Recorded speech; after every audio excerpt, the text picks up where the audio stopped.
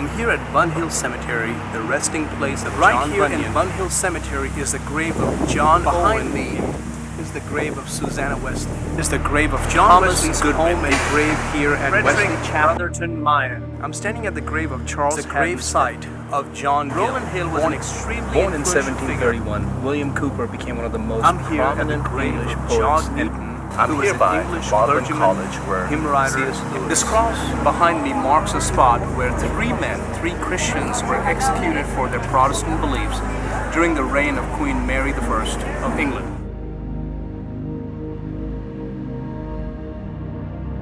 I'm extremely saddened that the judge has found me guilty. This marks a dark and dangerous day for our nation, setting a legal precedence that thought crimes can occur in England. The man you see here is Adam Smith Connor. 2 years ago, he was questioned by police and arrested for silently praying outside an abortion clinic. He was charged with violating a public spaces protection order, which is a broad censorship order enabled by the 2014 Antisocial Behavior, Crime, and Policing Act. Under this law, local authorities can and do obtain special status for certain public places, allowing them to ban a huge range of conduct, including silent prayer. In 2024, the UK elected its least religious parliament of all time, with 40% of new MPs choosing to make a secular affirmation rather than swear a religious oath. The spiritual decay in England is very real, and it has dire consequences for its citizens. But rather than look on with complacency, I can't help but wonder, how long does America have? Adam Smith Connor was found guilty of praying silently in an abortion buffer zone in the coastal town of Bournemouth, England. Bournemouth is about an hour and a half south of where Stonehenge is. We went to Stonehenge, but if we had kept going an hour and a half, we would have hit the coastline, the southern coastline, and that's where this town is. And even though he got a conditional discharge, which means if he does it again in the next 2 years, he'll be sent to prison, he still must pay a fine of £9,000. £9,000 is about $12,000. He still has to pay that.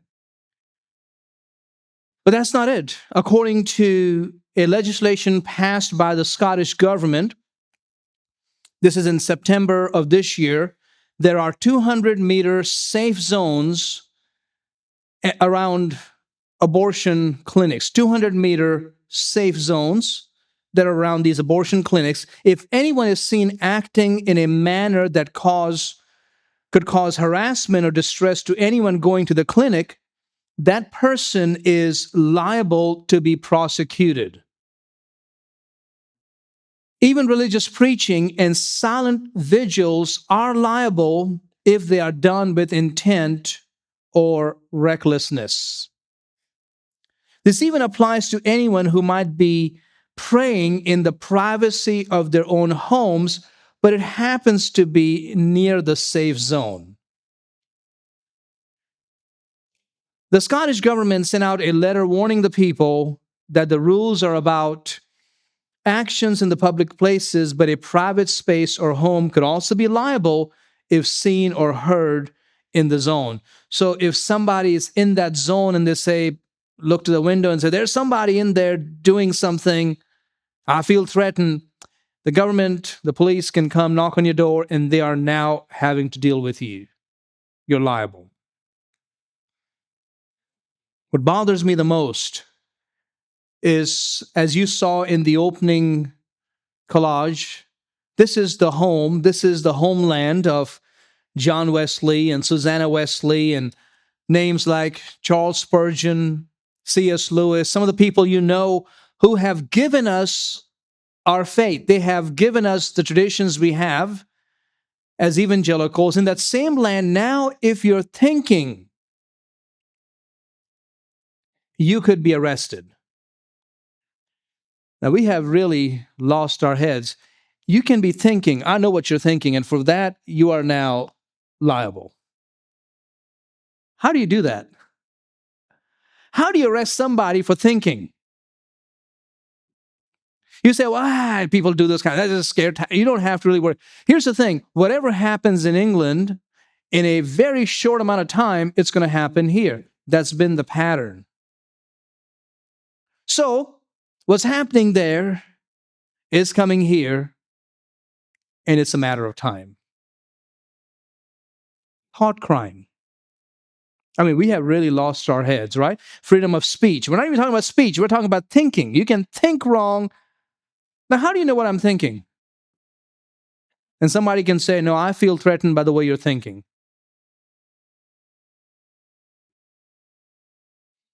This morning's message, again, is coming from the book of Judges, is to look at an issue which is very important and which is going to get worse.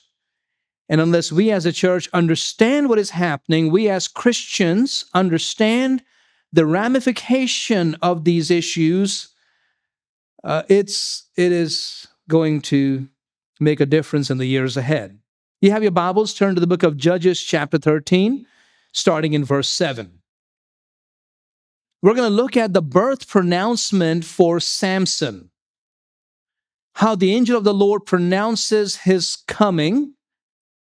But within that pronouncement, there is a deeper issue that is very relevant for us today. Judges 13, verse 7. And he said to me, who is he? The angel of the Lord said to this woman, who is going to be the future mother of Samson, he said to me, behold, you shall conceive and bear a son. Now drink no wine or similar drink, nor eat anything unclean, for the child shall be a Nazirite to God from the womb to the day of his death. This idea that a woman would bear a child, a male child, and he is going to grow up and do something very important is found repeatedly in the Bible. It is found before Samson. It was found after Samson. Before Samson, we find it clearly in Genesis chapter 18. Abraham and Sarah could not have any children. He was 100, she was 90. The angel of the Lord came to them. Listen to Genesis 18, verse 10. And he said, I will certainly return to you according to the time of life. And behold, Sarah, your wife, shall have a son. It's not the same exact words, behold, you shall conceive and bear a son, but the concept is there. She cannot have a child, and now she can, because God's going to send this child, and this child will do something very special.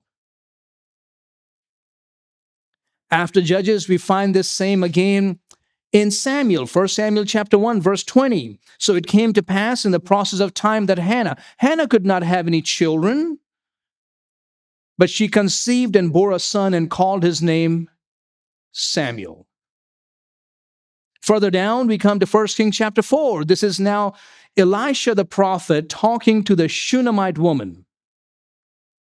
Shunammite woman would let Elisha and his servant Gehazi stay in her home, but she didn't have any children. Listen to what Elisha said to her. This is 2 Kings 4:16. And he said, about this time next year, you shall embrace a son. He will be special. And then this becomes very direct in Isaiah 7:14. Therefore the Lord himself shall give you a sign. Behold, the virgin shall conceive and bear a son, and shall call his name Emmanuel. What does Emmanuel mean? God with us. It is very specific now. It's not vague. There is a woman coming. She's going to bear a child, and this child will be God with us.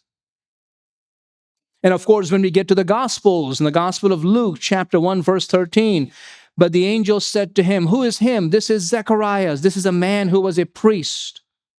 He goes in the temple to offer sacrifices because he is the allotted high priest for the year. And while he is in the Holy of Holies, the angel of God comes to him and makes a promise. He says, "Do not be afraid, Zacharias, for your prayer is heard, and your wife Elizabeth will bear you a son, and you shall call his name John." Verse 31, same pattern, same concept, but now it's about the one. Who is the one? "Behold, you will conceive in your womb," talking to Mary, "and bring forth a son, and shall call his name Jesus." You see the pattern, the type that's repeated?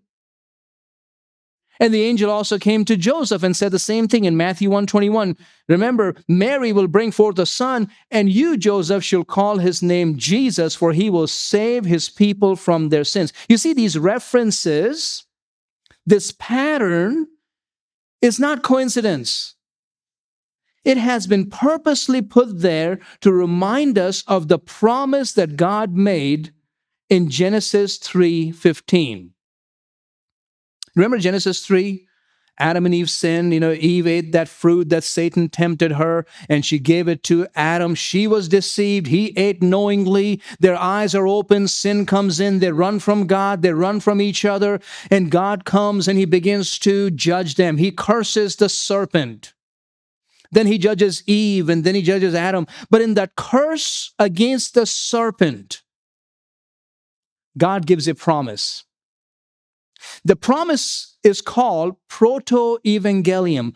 Proto is first, evangelium is gospel, the first gospel. The first gospel was preached by God himself. Listen to Genesis 3:15. "And I will put enmity between you and the woman." He said, that doesn't sound like a gospel. It is. God is talking to the serpent, to Satan. He says, "I'm going to put an enmity between you and the woman, between your seed and her seed. He shall bruise your head, and you shall bruise his heel." So there are three different enmities between the serpent and the woman. By the way, ladies, the serpent, Satan, hates you. He has hated you since Eve, and he still hates you. This is an enmity between serpent and womankind. He will constantly cause you to doubt yourself. He will get you to look in the mirror and question, am I good enough? Am I pretty enough? By the way, Satan doesn't do that with men. Most men I know, ugly as anything, they can look in the mirror and say, "I'm the best looking guy." A woman can be as beautiful, put together, and she will still say, "I don't like this about me." Who is behind that thought? It's Satan. He will deceive you. Deceive you regarding your calling, deceive you regarding your looks, deceiving you regarding your self-worth. That's the enmity. Between her seed and your seed means the descendants of the woman, descendants of the Satan will fight throughout the ages. And the third one is singular. He means there's a one person coming through the woman who will bruise the head of the serpent. And there's going to be a counterattack where the serpent will bruise the heel of this person. It was a promise that God's Son was going to come through the woman. Fully God will become fully man, and he will bruise the head of the serpent, but in the process, the serpent will strike at his heel. Here's a question. Did Eve understand that? Did she understand when God was cursing Satan and saying, "There will be enmity between you and the woman, between her seed and your seed, and he coming to this woman is going to bruise your head"? Did Eve understand that God was talking about the coming Son of God? My answer is yes. Listen to Genesis chapter 4 and verse 1. "Now Adam knew his wife Eve, and she conceived and bore Cain, and said, I have acquired a man from the Lord." In the Hebrew, the statement is kainiti ish et Yahweh. Kainiti. Kainiti means I have acquired. Ish is man. Yahweh, of course, is the Lord. But what is et? What does the word et mean? Kainiti, ish et Yahweh. Kainiti, I have acquired. Ish is man.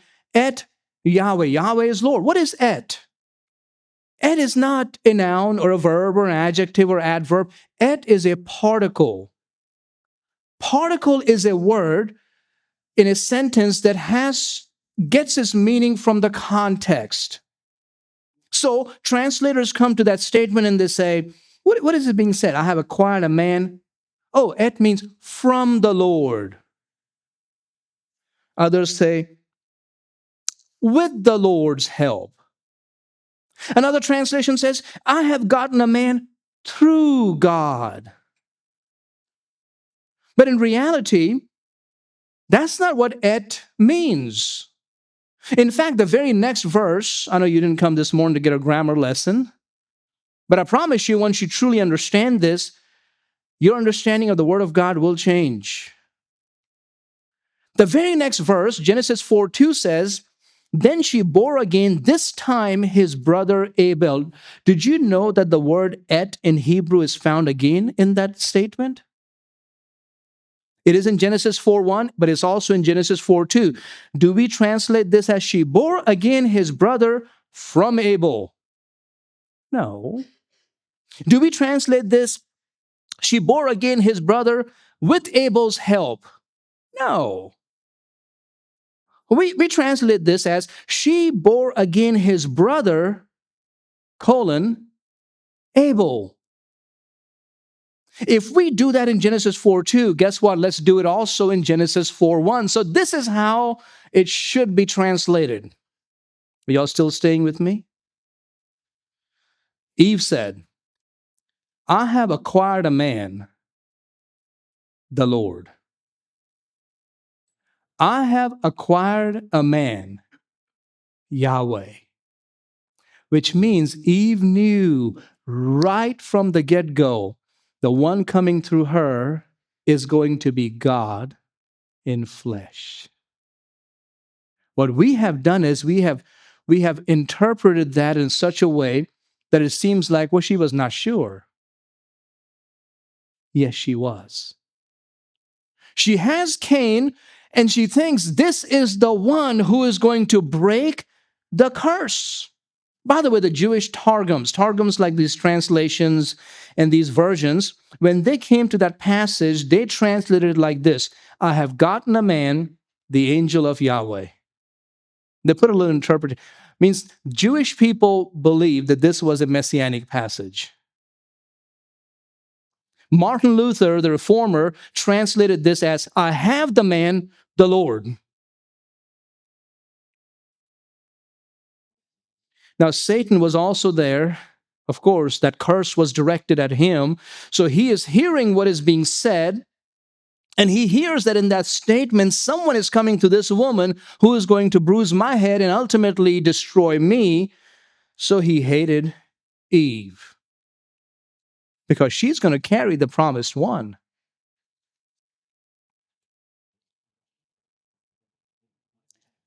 And he had his sights on Cain. In fact, he had his sights on Cain and Abel. And Satan is smart. So he said, by the way, I'm talking about Satan now. I'm going to talk about him a lot in a few moments. And every time I talk about Satan, what do I tell you? Pray for me. Why do I say that? I say it because spiritual warfare is real. Demonic world is real. Some of you are being real with that in your home, in your life. And you don't think that's happening. That's what's really happening. So don't take it flippantly. That warfare is real. So pray for me. And I know some of you will do it, some of you won't. I appreciate those who are doing it. Thank you. Satan knows that here is this woman and she's going to bring this, and the child there is Cain, and he has a brother named Abel. So he incites Cain, to kill his brother Abel. He said, well, the Bible doesn't say that Satan incited Cain. Jesus did. In John 8:44, what did Jesus say?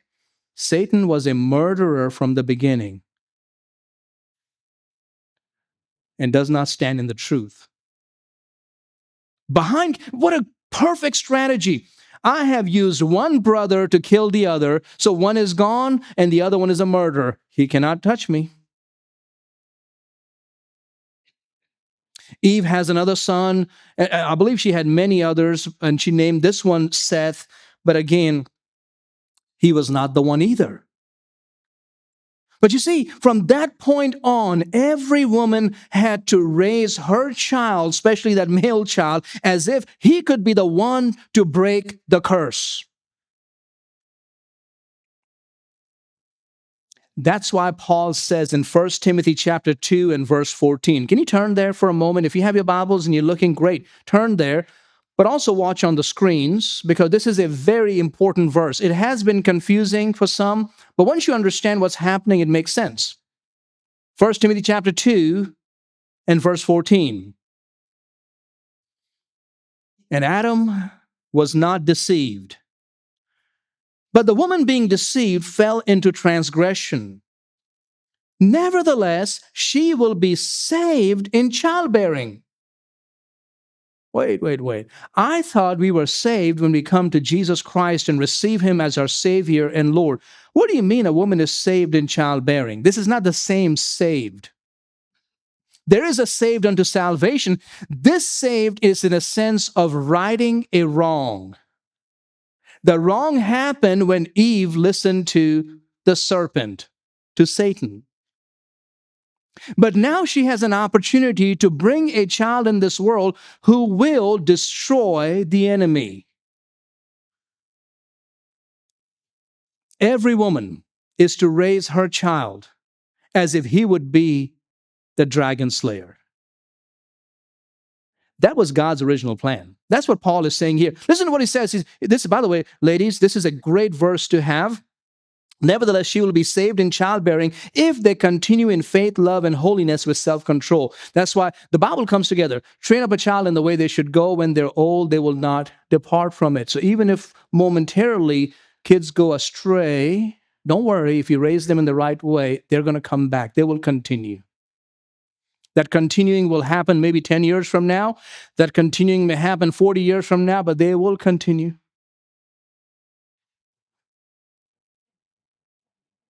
Something very important to understand, Eve did not know which son would be the skull crusher. Neither did Satan know which woman would bear the seed. I mean, he looked at Eve and said, I guess you're the one. So I'm going to go after your sons. All right, they're not the ones. I have to watch every child that comes into this world, because one of them is going to come after me. That's why Satan hates children. Are y'all awake this morning? You know, when Jesus came into this world, people brought their children to Him so that He would pick them up, bless them. Satan does just the opposite. He will do everything possible to destroy children. When Jesus came into this world, Magi came from the east looking for the star. We saw His star in the east. We've come to worship Him. What did King Herod do? He called his people and said, hey, listen, what are these guys talking about? Hey, there is someone coming in Bethlehem of Judea. I mean, prophets have talked about this. We don't know. Maybe this is the one. He tells the Magi to go find him. And when you find him, let me know so I can worship him. And being divinely warned means God stepped in and said, you guys go home another way. And Herod was angry. And he sent out his soldiers to kill every male child 2 years and younger in Bethlehem and all his districts. Right there you see, as raw as it can get, how Satan hates children. He used King Herod to destroy every child, male child, 2 years and younger.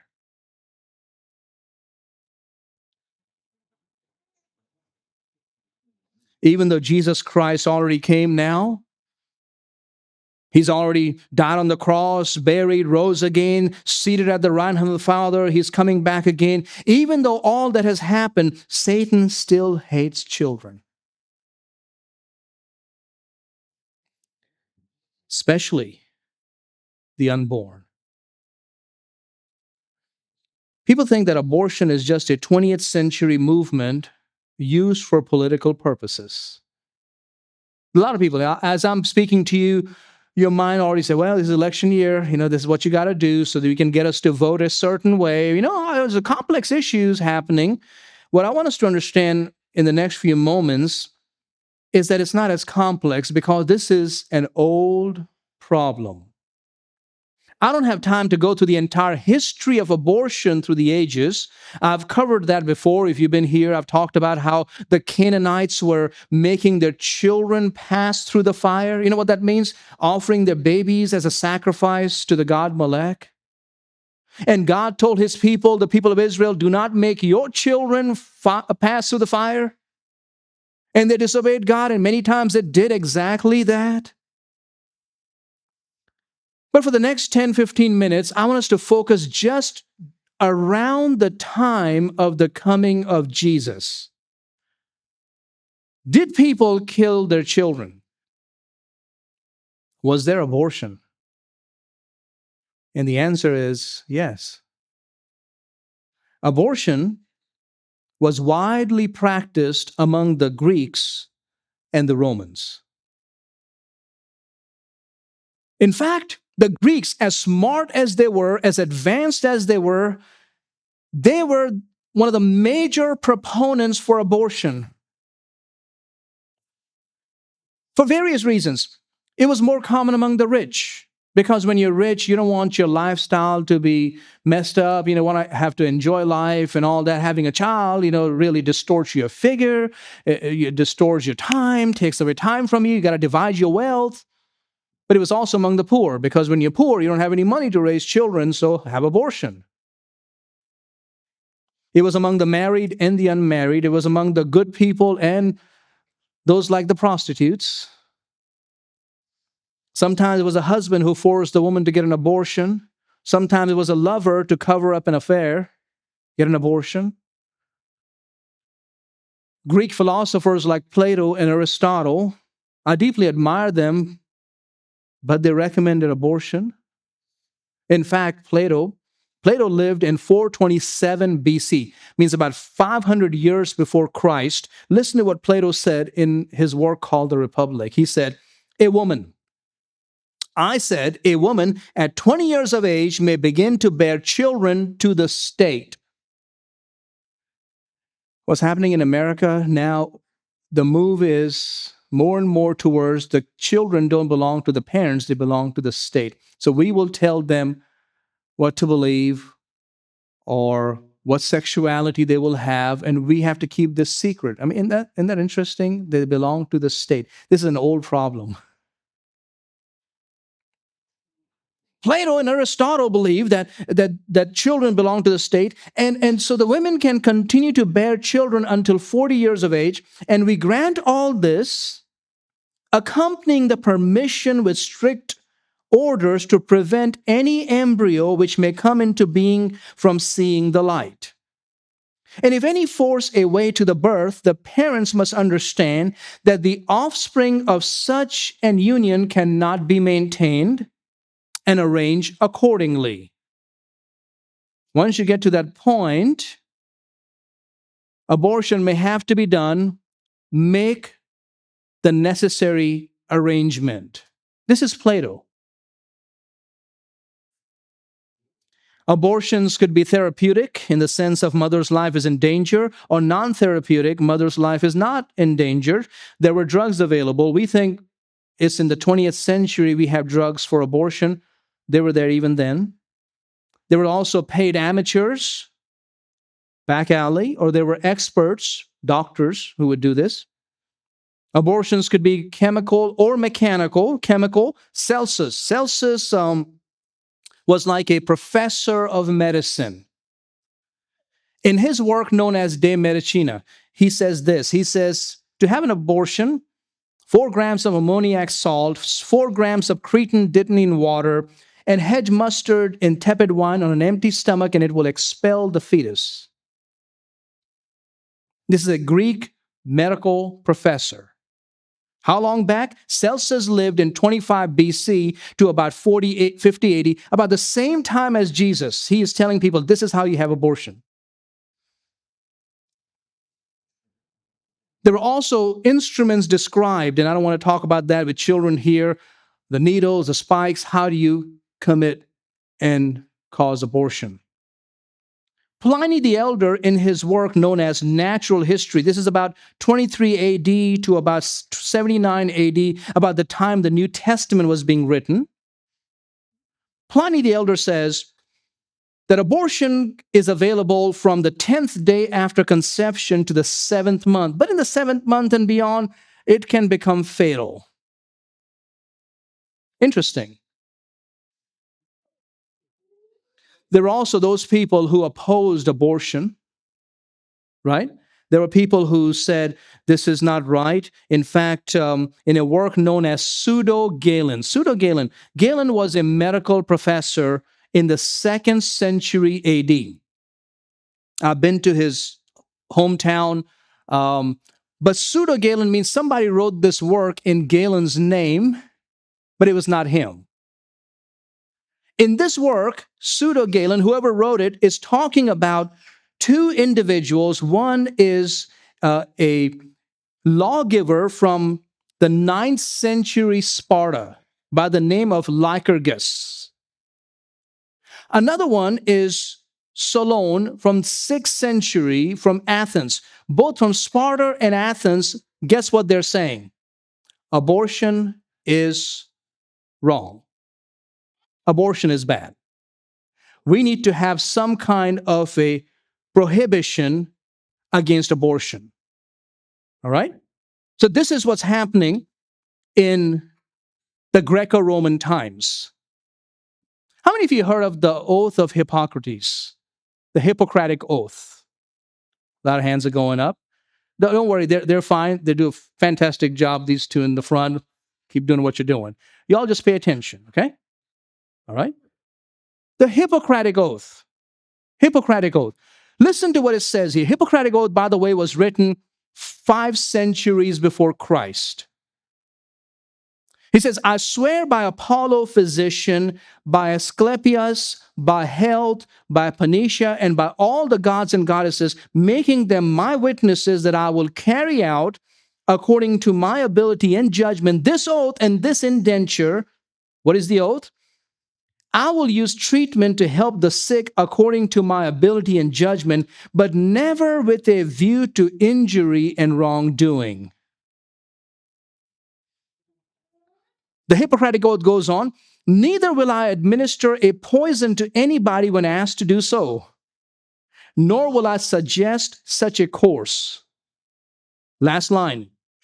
Similarly, I will not give to a woman a pessary to cause abortion. Did you know in the Hippocratic Oath, there's a line that the doctors took as an oath that I will not give poison to a woman that would cause her to have an abortion. Means even in the Greco-Roman culture, they were saying it's gone too far.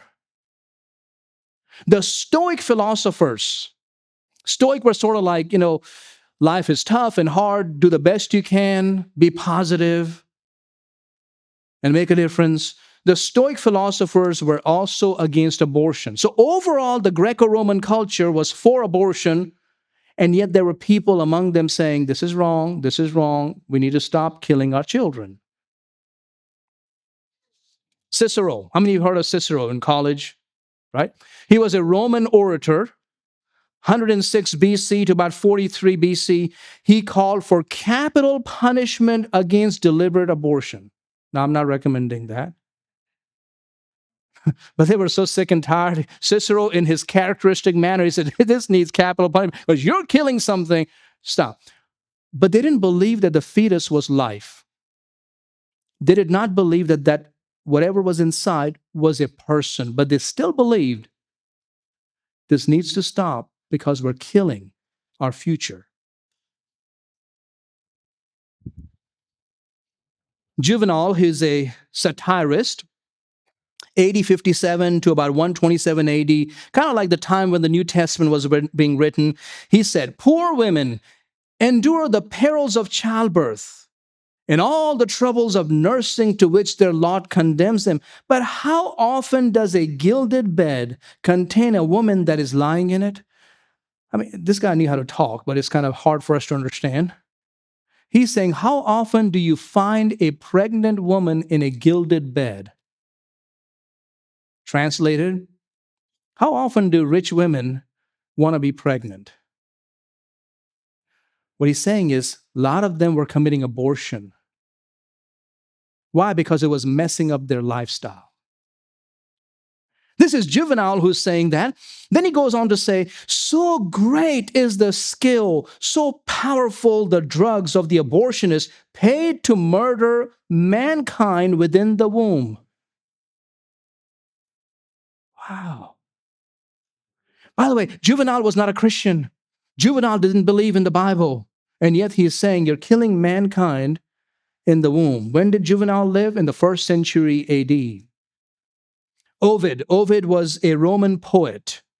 In his work known as Amoris, he says, of what avail to fair woman to rest free from the burdens of war, nor choose with shield and arm to march in the fierce array, if, free from the peril of battle, she suffer wounds from weapons of her own. She is suffering wounds from weapons of her own, and arm her unforeseeing hands to her own undoing. Means we're not giving a shield or making a woman fight in battle, but we're giving her a weapon to fight against her own self. He said that is abortion. Then he goes on to say this. This is Ovid. She who first plucked forth the tender life deserved to die in the warfare she began. Can it be that, to spare your bosom the reproach of lines, you would scatter the tragic sands of deadly combat? Wow. Ovid is talking about how abortion was destroying so many lives. By the way, in the ancient times, just focus here. In the ancient times, the only group of people who were unilaterally against abortion, I mean just across the board, were the Jewish people. They had different schools of thought. There was the Alexandrian school of thought in Egypt. There was the Palestinian school of thought, not the Palestinian today. This was Palestine, Israel. There was a major school of thought. There was a minor school of thought. They had different views on, does the fetus become a person? Does the fetus have a soul? They argued back and forth. But one thing they were all agreed upon was, you cannot kill whatever is inside. In fact, Philo was a Jewish scholar, lived in Alexandria. Philo lived about 25 BC to AD 41. This is over the time of Christ. In his book known as Special Laws, listen to what he says. If a man comes to blows with a pregnant woman and strikes her on the belly and she miscarries, then if the result of the miscarriage is unshaped and undeveloped, he must be fined, both for the outrage and for obstructing the artist's nature in her creative work of bringing into life the fairest of living creatures, man. What Philo is saying is, the growth of that baby inside the mother's womb is like an artist making something beautiful. God is behind nature, the artist, but the artist is building something beautiful. Then he says, but if the offspring is already shaped and all the limbs have their proper qualities and places in the system, he must die. For that which answers to this description is a human being, which he has destroyed in the laboratory of nature, who judges that the hour has not yet come from bringing it out into the light, like a statue lying in a studio, requiring nothing more than to be conveyed outside and released from confinement. It's like a beautiful statue that this artist is making, and it's broken down.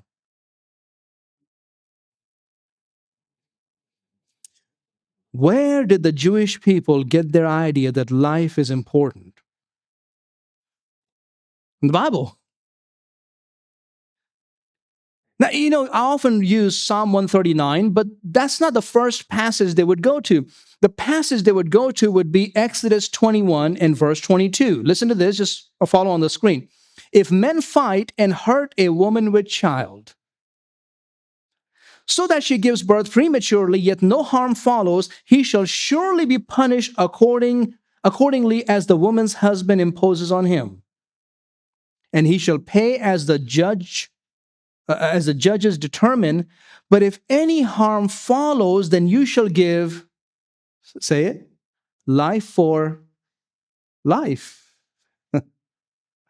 Their convictions came from the Bible that you cannot destroy that fetus because it is life.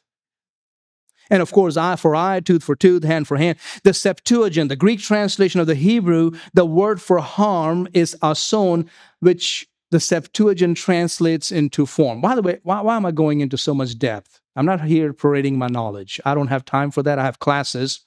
I teach Greek. I supervise PhDs. I'm not doing that for that purpose. I'm here because the church is confused on this issue. I am shocked that Christians are confused on the issue of abortion. It's because of lack of knowledge.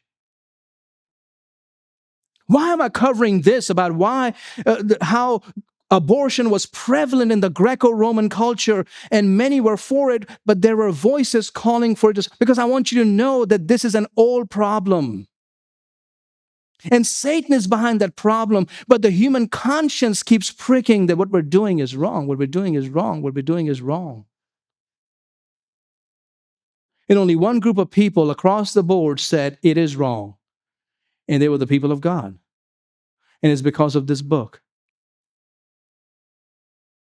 Psalm 139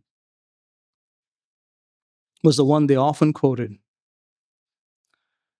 Psalm 139, verse 14, I will praise you, for I'm fearfully and wonderfully made.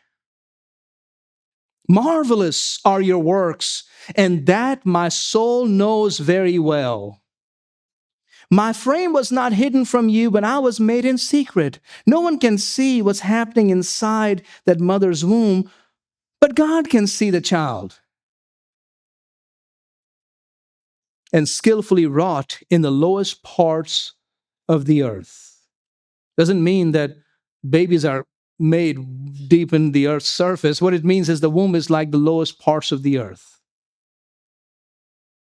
Verse 16, your eyes, God, your eyes saw my substance being yet unformed, and in your book they all were written, the days fashioned for me, when as yet there were none of them. The psalmist is saying there's a book in heaven where every child's name is written, and God has already laid out what will the child do and how his days will be. Abortion is ripping out that page from God's book. Abortion is saying to Satan, your will be done. That's what it is.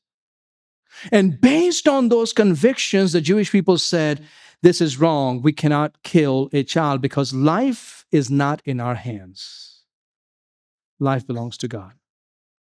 Now, the church came along and they had very similar convictions, but for one extra thing they added. By the way, the church, the first centuries were really Jewish background believers. Paul was Jewish and Peter was Jewish and James was Jewish. They were all Jewish background believers. Few Gentiles began to come in time. So these are Jewish background believers who are Christians now, but they added one conviction, and I'm going to come to that in just a moment as we close. Here's some examples of how they spoke against abortion. Clement of Alexandria. This is a 2nd century man, I would say a pastor. Listen to what he says about abortion. He says, our whole life can go in observation of the laws of nature. If we gain dominion over our desires from the beginning, and if we do not kill by various means of a perverse art, the human offspring, born according to the designs of divine providence, for these women who, in order to hide their immorality, use abortive drugs, which expel the matter completely dead, abort at the same time their human feelings. How interesting. 1800 years ago, this pastor is saying, as you're aborting that fetus, you're also aborting your feelings. I know this is a tough message, especially if you've gone through abortion. Way back, you made a decision, you made a choice. This message is not to pour more salt on your wounds. God's grace covers you. If you've sought forgiveness from God, grace covers you. You will meet your child again in heaven. Isn't that great? That's a promise God has for us. So don't take it as, man, this is beating me down some more. No, this is to remind you this is evil, but God's grace is there for you. Hippolytus, in his work in Refutation of All Heresies, he says, women, this is the 2nd century AD, 170 AD to 236 AD, so 2nd into 3rd century. This pastor says, women, reputed believers, means many of the people in the church were doing this, began to resort to drugs for producing sterility and to gird themselves round so to expel what was being conceived on account of their not wishing to have a child, either by a slave or by any paltry fellow, for the sake of their family and excessive wealth. Behold, into how great impiety that lawless one has proceeded. Means what he's saying is what I said, Satan is behind this. By inculcating adultery and murder at the same time. Both the Jewish people and the church called it murder. There was a council held in Elvira. Elvira, this is in 305 AD. Listen to some of the rulings in this council. Canon number 63. If a woman becomes pregnant by committing adultery while her husband is absent, and after the act she destroys the child, it is proper to keep her from communion until death. Now, I will not do that. I don't think church should do that. But what they were doing is they were taking measures to stop abortion in the church. They said, we're going to not let you have the Lord's Supper.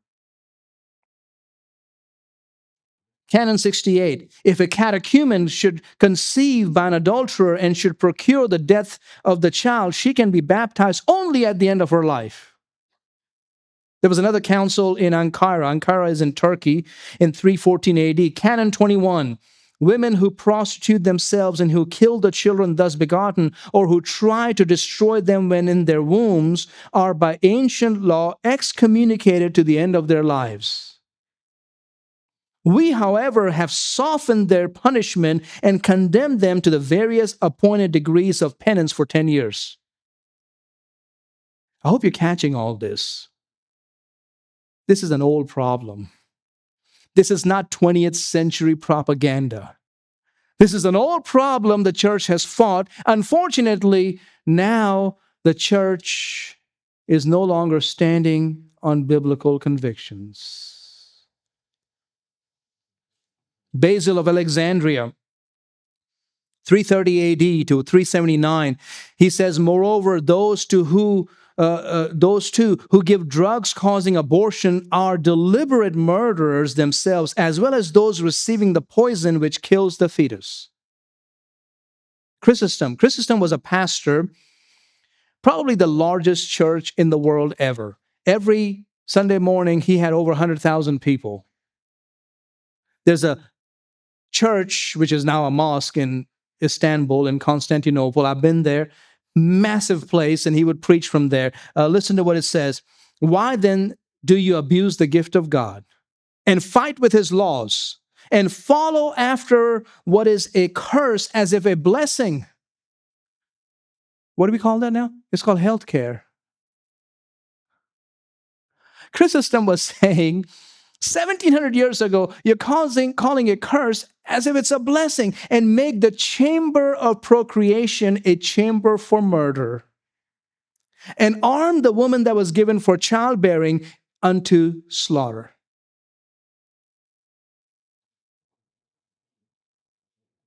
The church's motivation against abortion was for three reasons. Of course, they're coming from the Jewish background, but also their motivation was, number one, life is precious. Secondly, murder is sin. But thirdly, this was very important. This is where the church went a step beyond just the Jewish faith. Compassion for your neighbor. Jesus said, on these two things hang the law and the prophets. Love the Lord your God with all your heart, soul, mind, and strength. What's the second one? The closest neighbor you have is the one right inside of you. How can you not show compassion? So the feelings of the child, the feelings of the baby inside of you, the church were the first ones to say, that child has feelings. Among the Jewish people, the question was, does he have a soul? Does she have a soul? We're not sure, but don't kill. Church went one step further and said, yes. And I don't think they're separate. They're still Jewish background believers. But what about incest and rape?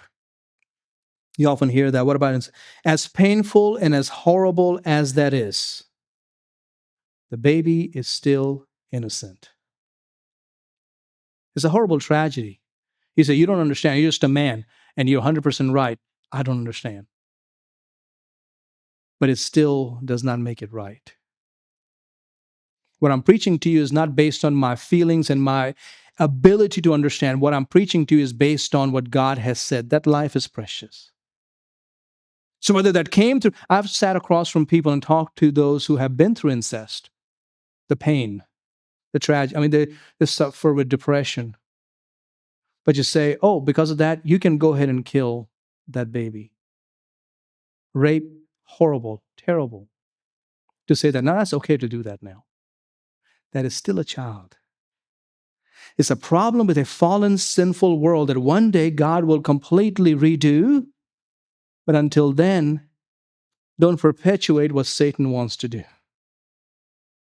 What about a woman's health? Did you know that the Jewish people, the church, they made allowance for that? If a woman's health, if a mother's health is in question, yes, in those situations, yes, you can do what is best and have an abortion.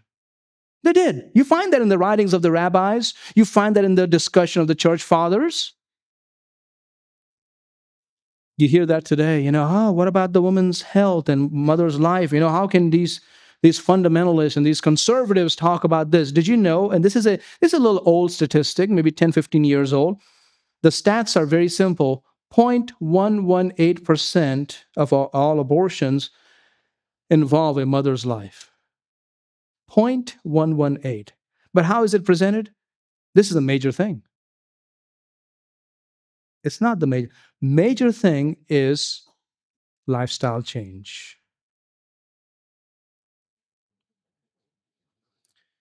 Pastor, you were so passionate about this thing. I guess you want, all the conservatives to come to your church, and you want to. I don't worry about those things.